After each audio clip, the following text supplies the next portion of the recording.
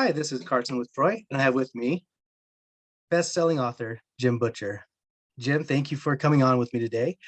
Jim is the author of the Dresden Files, which I think most of the people that listen to this have heard of, the Codex Alera series and the Cinder Spires series, which only has one book, the Aeronaut's Windlass. Hopefully, I really enjoyed that book, so hopefully more is coming. Oh yeah, almost done. Perfect. Thank you. Let's start in the very beginning with Dresden. And that came out in 2000. So I'm assuming that you wrote that in the early 90s. Excuse me, late 90s, mid 90s. Started the first one in 1996. 96. Okay. So I graduated in 97. So that was, I was reading fantasy probably the most back then.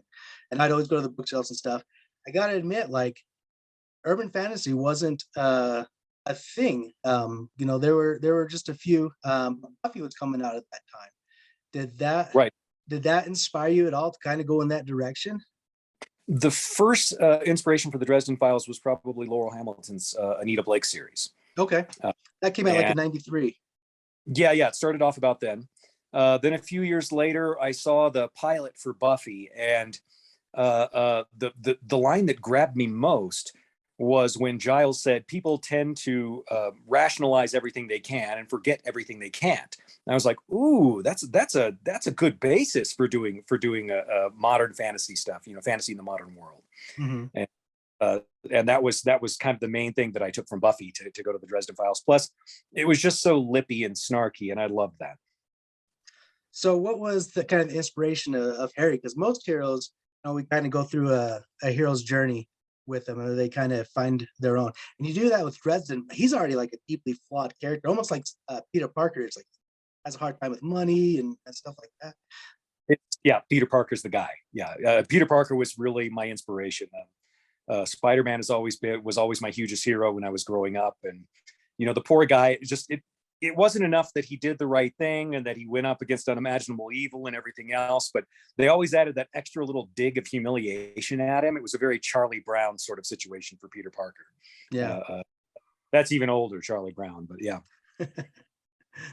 He's down on his luck a lot. His own wizard council doesn't trust him. Like, did you sit down and like have a whole backstory for him before he started, or is that kind of developed as you've written?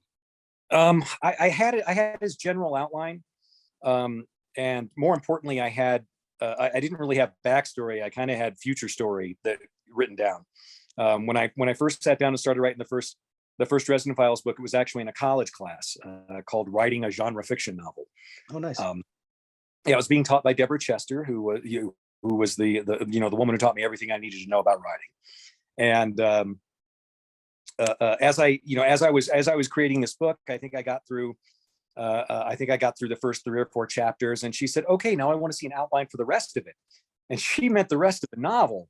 I come back into class the next week with an outline for a 20-book series with a 3-book with a big old capstone trilogy at the end of it, and I had sort of gone through and essentially written all the newspaper headlines for the series. The newspaper headlines in terms of West Arcane, which was this weird little paper that gets mentioned occasionally in the Dresden Files, and I went on talking to her about it for a good 5 minutes before I realized, oh wait a minute, she just meant the rest of this book. But I had so much enthusiasm. I know she didn't want to quash it because I had finally kind of gotten on board with what she was teaching, and so she just sort of nodded and smiled and went along with me and didn't tell me that there was just no way that a newbie author was going to be able to sell a 20-book series with a capstone trilogy ending. And so because she didn't tell me it was impossible, I did it. That's good. Sometimes we just don't know what we don't know, and so we do stuff. Yeah, exactly. Throughout your career, I mean, Dresden Files has gone, 20 years now, 22 years. Battleground came out a couple years ago, and I'm sure you're working on the rest of them. What have you learned through these 22 years? What haven't I learned? I learned how dumb I was when I got started. I assume I'm almost as dumb now, just slightly less so. But all the same, most of my learning has been, kind of growing up as a person. In terms of writing, the rules have stayed the same. I've pretty much stuck to my outline. It's going to be a few more books than 20 at this point, because I'd never written a 20-book series before, so I didn't really know how it was going to fall out, and I suppose I still haven't. But I'm working, so that it should work out. I hope it will. Yeah, well, I don't think a lot of people realize how hard writing such a long series is. I mean, look at some of the big series that were supposed to be, like in your case, 20 books or like 14 books that have grown. I mean, Wheel of Time was only supposed to be so many books, and it was 14, and even Right, George R. R. Martin's is supposed to be a trilogy, but who knows how long that will be. So right, that's long, George, I imagine. yeah. What drew you to science fiction and fantasy as a whole? Like, why did you choose that? Oh, because I grew up on it. I mean, when I was young, I remember early on some of the first books I read. I mean, I started reading at a pretty young age. I started at around 4. By the time I was 6, I was reading the Chronicles of Narnia. I got sick and was out of school for a week one year when I was about 7, and my sisters bought me. One of them bought me the box set of the Lord of the Rings. Remember those primary color box sets with yellow, green, blue, those. Mm-hmm. And so I read that. And then the other one bought me the Han Solo trilogy that Brian Daley had written, because I love Star Wars so much. And after that, I picked up, just Prydain and Dragonlance and everything else as it came out, Elfstones. Mm-hmm. There was a limited amount of fantasy, when I was growing up. And so, I remember reading a series, and it got to the end of, I forget which series it was exactly, but I got to the end of it and I was a bit disappointed with it. And I thought I would have done this differently, I think. And then I thought to myself, well, that's awfully arrogant to say, but maybe you should put your money where your mouth is and start writing. And so it was after that I was 19 years old and I wrote my first fantasy novel. Oh, wow. It was terrible. I mean, it was awful. I've got about 8 books that I wrote that were just the worst books in the history of mankind. And they're not even in trunk books because I didn't keep them. You just got rid of them, huh? Yeah, pretty much. I mean, there's probably out there somewhere electronic copies, maybe in I've got a computer morgue where all the old computers and parts and stuff go, so that I can go Frankenstein things together if I need to. And there's probably a hard drive in there where those things actually exist, but I'm not sure. Are any of any plot lines or characters that were in those old novels, have they shown up in newer novels? Oh yeah, I scrap them for parts all. Yeah. The Codex Alera had a bunch of my original fantasies, characters and concepts, and I put them together for a new story, and I will continue doing that with books as I keep going forward. Now, I understand that Codex Alera, and this might be totally off. I've heard it from somebody that says you've said it, that it was kind of like a bet at a con, like somebody was like asking you where ideas come from, and you were like, "Oh, ideas are a dime a dozen," like something like that. Does that sound familiar? Am I way off base? A little bit off base. Before I got published, Del Rey had they set up the online writers workshop, the Del Rey online writers workshop. This was in 98, 99, I think, when they set that up. And what it was basically was a bunch of writers who were not published, who would get together and talk about the craft of writing, and talk about books and plot and story. And then occasionally an editor or an agent would come through and just be virtually mobbed by everyone, in the days before virtual mobs. And there were a lot of discussions that would go on in that. And I had, everybody had opinions, of course. And so these discussions were essentially a bunch of internet loudmouths who just wanted to argue about things. And they were the kind of discussions where you would like hit reply and then caps lock and then start typing. It was that mature, And lots of exclamation points. Yeah, exactly, all that. And so there was a discussion that came up, and I found myself the champion of one side of the discussion. And I was up against somebody who was the champion of the other side, and I forget his name at this point. But the argument was all about originality in writing, and my side of the discussion was that no matter how many times the story's been seen or how many times it's been done, an author with true creativity and originality could put enough of his own spin on it that it would still be a fun and good story. How many versions of Romeo and Juliet have we seen? That was my position. The other sort of championed the notion of the holy idea, capital H, capital I. And his concept was that if you had a good enough idea, it didn't matter how badly you wrote it, it was going to be successful. And he held up Jurassic Park as his example. So we argued back and forth for a really long time. And I argued that the holy idea was not at all necessary. And he thought I was an idiot. So finally, at some point, he says, all right, why don't you put your money where your mouth is? Why don't you let me give you a terrible idea? And let's see you write it into a story that sells and makes money with your author's creativity. And being the sort of person I was at the time, I kind of looked back at him and said, nah, why don't you give me two terrible ideas? I'll use them both. And so the guy says, all right, let's do this. And he says, first terrible idea is Lost Roman Legion. I am so sick of Lost Roman Legions. All the Lost Roman Legions should have been found by now. I say, okay, what's your second terrible idea? And he says, Pokemon. So I went out and started, I said, okay, I accept your challenge. And I went out and started doing research on Lost Roman Legions, because normally when you're talking about Lost Roman Legions, there's been a couple, but you talk about the Ninth Hibernian Legion in Britain. And so I went and looked them up and realized that, okay, well, the Roman Legion was essentially a colonial army, and that could go out anywhere and start building Roman society. And it was about half Roman citizens and about half German mercenaries. And then they have their series of camp followers as well.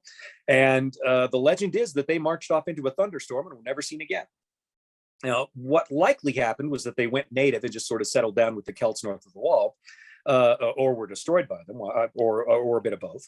But what I decided was they marched off into the thunderstorm and vanished and went to another world. And where did they go?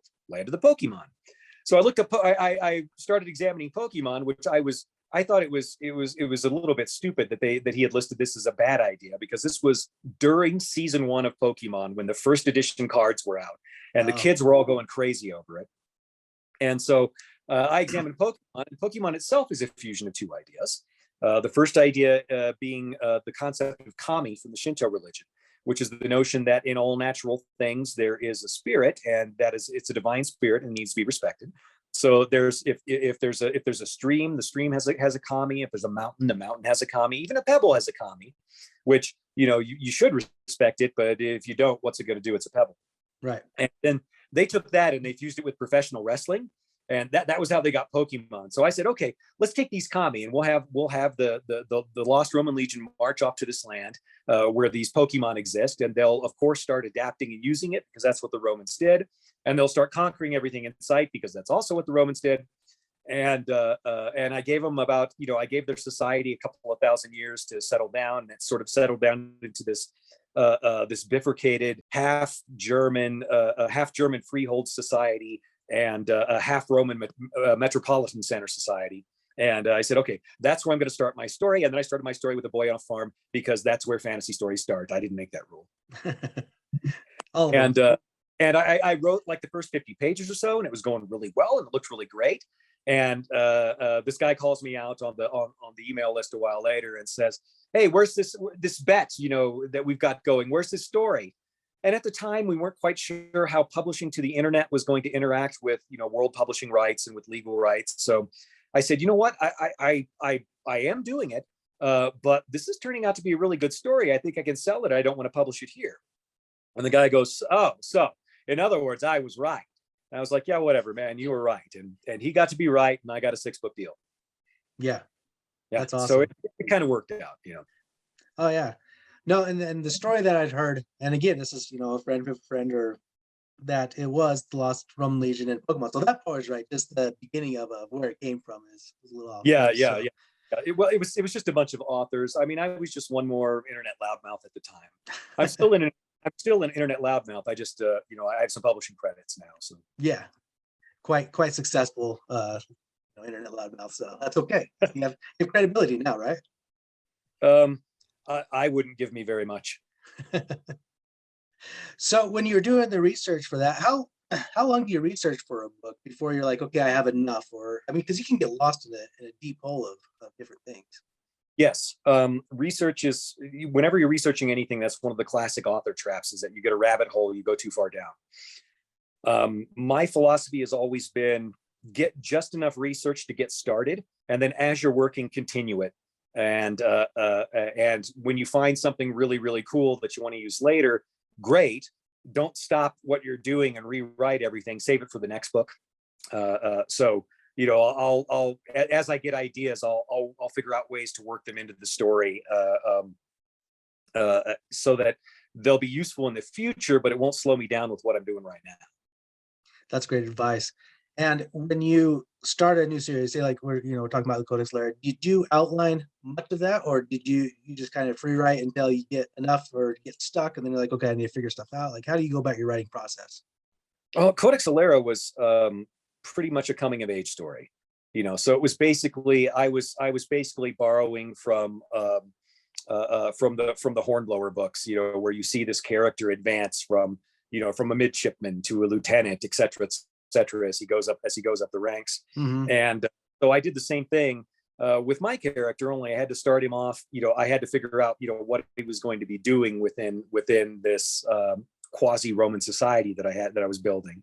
So he starts off as a shepherd, and then he moves up, and then he's a student, and after that he's an agent, and after that and each time he sort of advances himself, and the story goes to a new stage where he has more power and more responsibility, and because those two things always go together, and bigger problems, but also greater resources with which to confront the problems, and so that was just sort of the nature of the story until he winds up the king of everything. Yeah.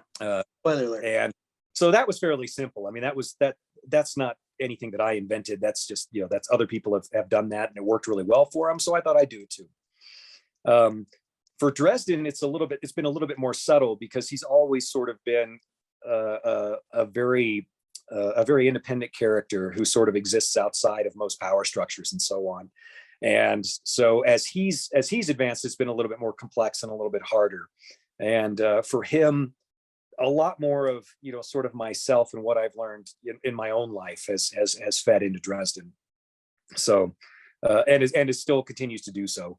So all these people who are like, oh, it's been so great to see this character actually grow and develop. And she's like, yeah, really, it's just me getting a little bit less stupid and trying to convey that in the character as I've gotten older. But hopefully they will continue liking him. Yeah, he's a great character. It's a fantastic series.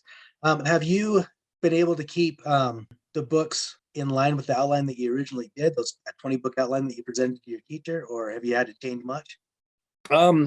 There's been a couple of changes that I've had to make. I'm a little bit superstitious about going too far from the outline, but at this point, it looks like I'm going to need probably 22 books to get the story to the point where I need it, and then I could do my big old trilogy at the end. That makes it 25 books, which is 5 by 5, very wizardly. I like that. Nice. No, that's exciting. Going towards this 3-book trilogy, that's what you've been working for this whole time. Are you kind of anxious, or like, is it, oh man, I don't know if I'll ever get to it? How have you handled that? Oh no, kind of pressure? no, I'm gonna get there, and I kind of want to hit it as I sort of reach my peak writing ability. So hopefully it'll work out well. I still kind of think of myself as, I still sort of say to myself, when I'm a grown-up writer, I'm going to write epic fantasy series that I've got in mind that I wanted to write since the time I was 19. And, I realized when I was about 35, oh, wait a minute, I don't have the maturity and knowledge necessary to write a series this significant yet. Or at least to make the attempt yet, but hopefully I'll be able to do that.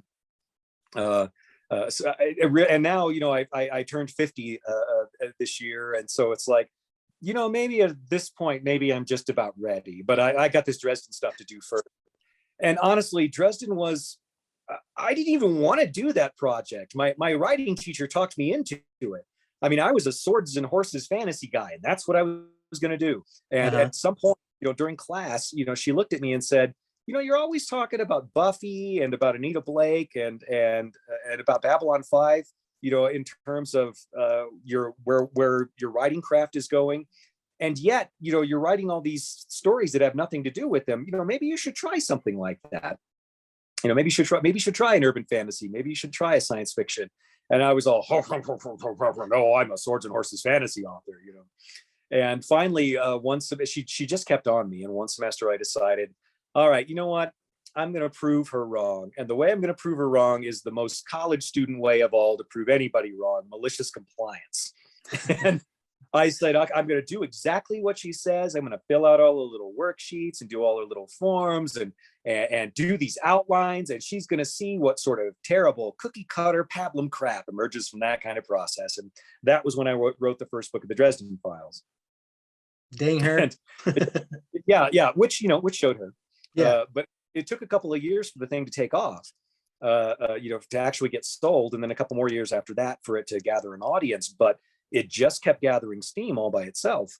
And so while it wasn't the project that I envisioned myself writing, it was working out so well. How could I not? Yeah. So it's still something that I'm working on and have a great deal of fun writing. And the problem is I've got to reread the series before I start a new book, and the series just keeps longer and longer.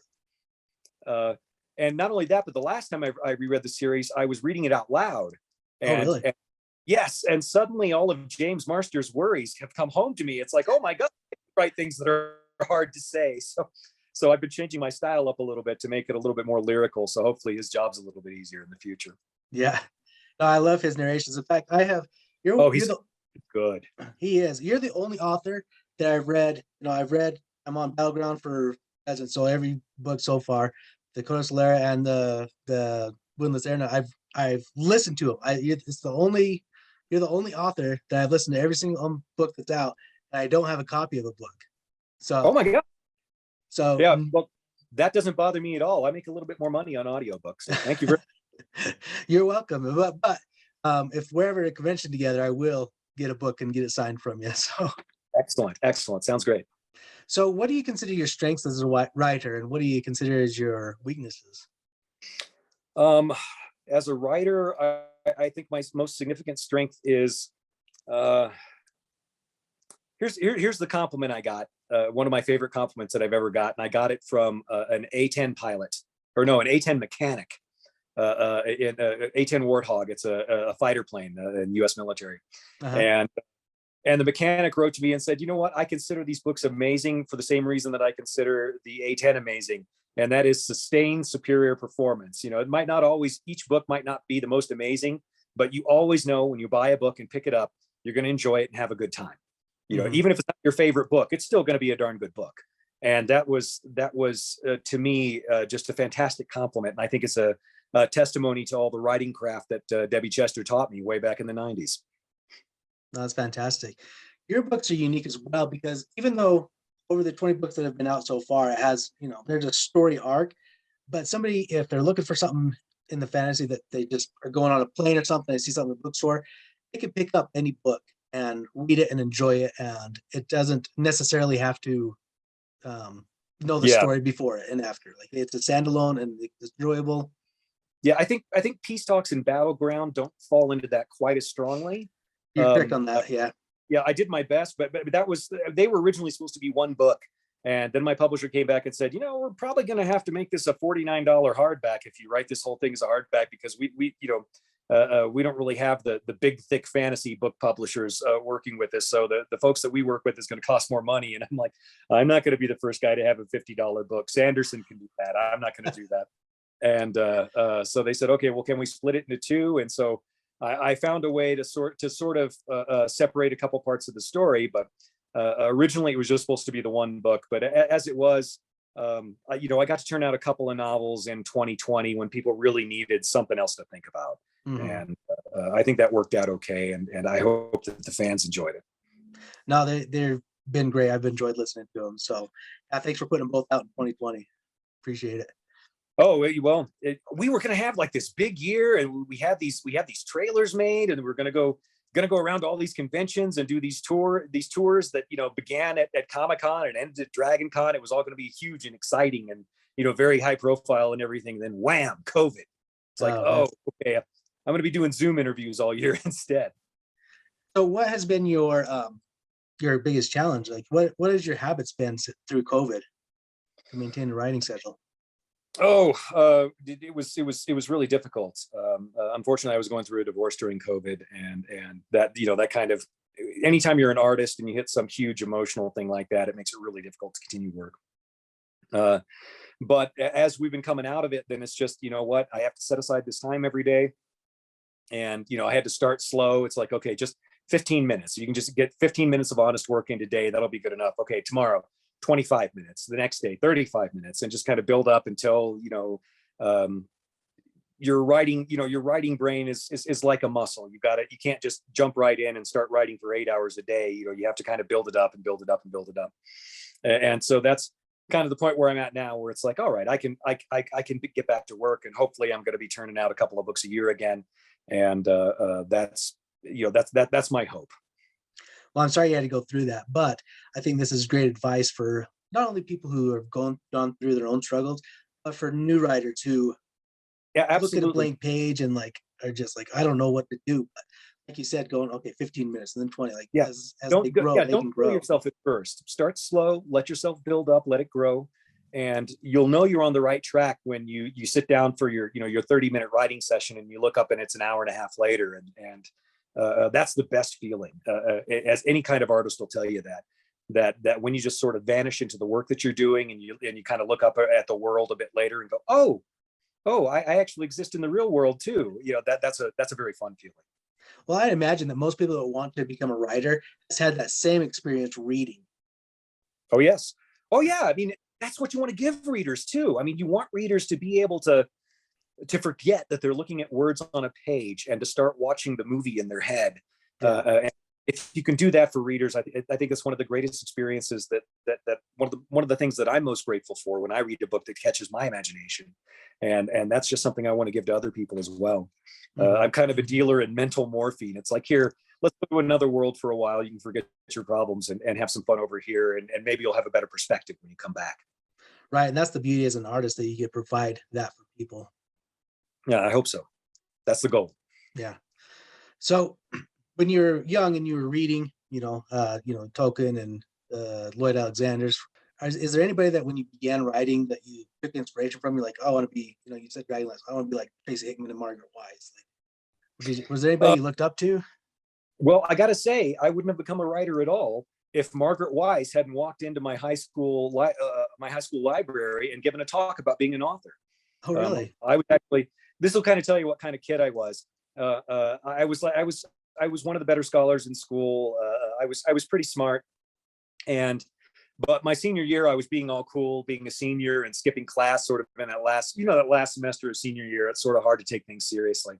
And so I was skipping class, but because I was cool, but I was skipping class to go to the library and read. So I was pretty nerdy. But the vice principal in charge of discipline, whose name was Leroy Brown, bad Leroy Brown, walked in and he sort of blinked, because he knew that students couldn't possibly be skipping class. So he looked at me and said, Jim, are you here for the author talk? And I'm like, yes, I am here for the author talk. Let me help you set up chairs for the author talk, which I am here for.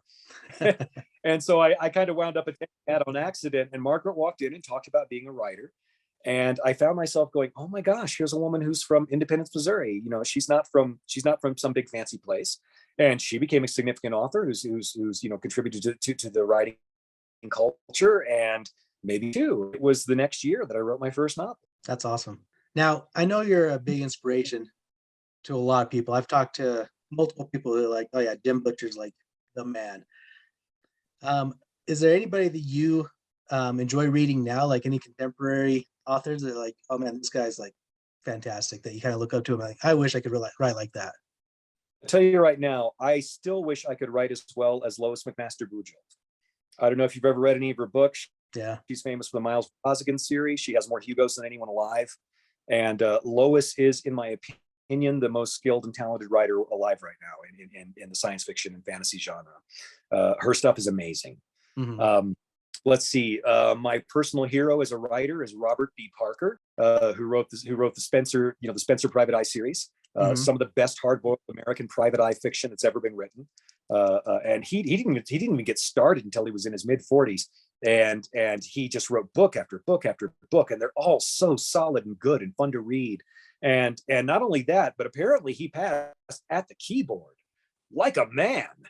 That's how I go out, like that. I mean, creating something fun for people to read. Wow. So he's one of my major heroes, and I always go reread a bunch of his books when I'm getting ready to start Dresden. Sanderson is an amazing writer. He's when my own son was learning to write, I advised him to go listen to what Sanderson had to say, and then Brandon started putting up, a bunch of his college lectures on YouTube. Yeah. And so, my kid has learned as much from me from Brandon as he has from me, which I find terribly exciting. I'm really looking forward to seeing what he creates. Nice. But yeah, I mean, there's all kinds of really amazing, really fun, really wonderful writers running around. And at this point in my career, I'm sort of looking, I'm sort of looking at the younger writers coming up behind me and seeing what I can do to advise them and help them, and and kind of get them moving. And I want to pass on what Debbie taught me, and so that we can continue having cool stories to read, and so that I can have cool stories to read in the future. Yeah. What other sort of geeky hobbies do you like to do? Let's see. I play quite a few video games. Lately, I'm doing a lot of League of Legends, and I'm still on Fallout 4. I've got about 8,000 hours in Fallout 4 because you can, with all the mods that players create for it, you can create a completely different game every time you play. And I go through it and play it as various characters from my books and so on. Nice. Just because, this character would never actually use this weapon, so I have to go find something else, even though it makes my life so much harder. And I enjoy that kind of challenge in a game. Let's see. I enjoy LARPing. So I'll go get dressed up in costumes, and with swords and spears and shields and stuff made out of foam and plumbing supplies, and go fight people over the weekend and have a great deal of fun. I've kind of got to play. I either have to play like these wizard/healer characters who aren't quite as active, or else if I'm still playing a fighter, I have to be the guy like, I'm getting too old for this, like that. That's a lot of fun to do. And so, that's one of the things I get involved in. And, other than that, I'm still always reading. I love watching, there's so much media now, and I love watching and analyzing it. It's one of the ways that I help teach my son writing craft, is we would sit down and, okay, let's watch this episode of The Mandalorian, and let's look at the writing and see what they did well and what they could have done better. And it's just been a great deal of fun. I love looking around at the work other people are doing, and seeing what joy I can take in it, and seeing what I can do to improve my own craft while I'm doing it. Yeah. You can take lessons and learn from everywhere. So exactly, it's good to do that. No, I had the same experience with my son. I don't have a book out or anything, but I've always wanted to be a writer, so that's what I'm working on. And my son, who is 14 next month, he wants to become a writer too. So we were watching The Dark Knight Rises, and I was explaining the tri-fail cycle. And so right, I was like, okay, like usually the tri-fail cycle is, fail, fail, succeed. It's usually in threes. And so we watched it, and when Bruce Wayne climbed up the pit, I don't know if you remember The Dark Knight Rises. Oh yeah. At all. He fails twice, and then the third time he succeeds. It's like, it works.